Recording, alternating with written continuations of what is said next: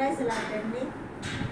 నువ్వు అనుకుంటున్నావు నేను దేవుడిని నమ్ముకున్నాను అయినా పడిపోయాను అని చింతిస్తున్నావు కుమార్తె. పడిపోయిన వారందరినీ కూడా దేవుడు లేపే దేవుడు. మరి 145 దావీదు కీర్తనలో యెహోవా పడిపోయిన వారిని అందరినీ ఉద్ధరించువాడు, కృంగిపోయిన మరి వారిని అందరినీ లేవనెత్తువాడు కదా. కృంగిదలలో ఉన్నావా? వ్యాధుల చేత, అప్పులైపోయి బాధల చేత, ఇంట్లో కుటుంబంలో సమాధానం లేక, భార్య భర్త స్థిరత్వం లేక, బిడ్డల సరిలేక నువ్వు కృంగిపోయి ఉన్నావా?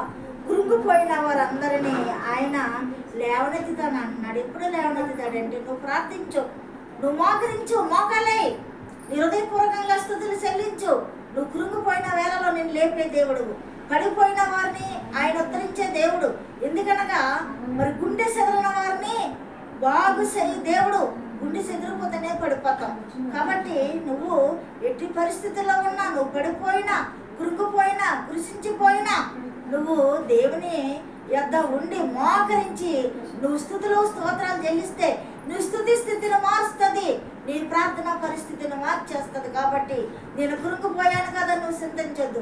నువ్వు కృంగిపోయి పడిపోతే నీ స్నేహితులు నిన్ను లేపరు, ఇంకొక 4 రాళ్ళు వేస్తారు, ఇంకా కృంగుదల కలగజేస్తారు.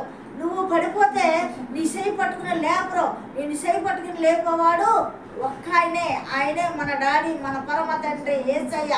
నీ చెయ్యి నేను విడువను ఎడబాయను అంటున్నాడు. కాబట్టి నువ్వేసయ్య చెయ్యి పట్టుకున్నట్లయితే, నువ్వు ఇప్పుడే మోకరించి ప్రార్థన చేస్తే నీ కృంగుదల నుండి, నువ్వు పడిపోయే పరిస్థితి నుండి లేపే దేవుడు. కాబట్టి ఆ రీతిగా నువ్వు ప్రార్థన చేయి.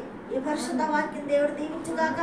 సబ్స్క్రైబ్ చేయండి, లైక్ కొట్టండి, మీ స్నేహితులకి షేర్ చేయండి. అన్న మనిషి గురించి మీరందరూ ప్రార్థన చేయండి. ఆమేన్.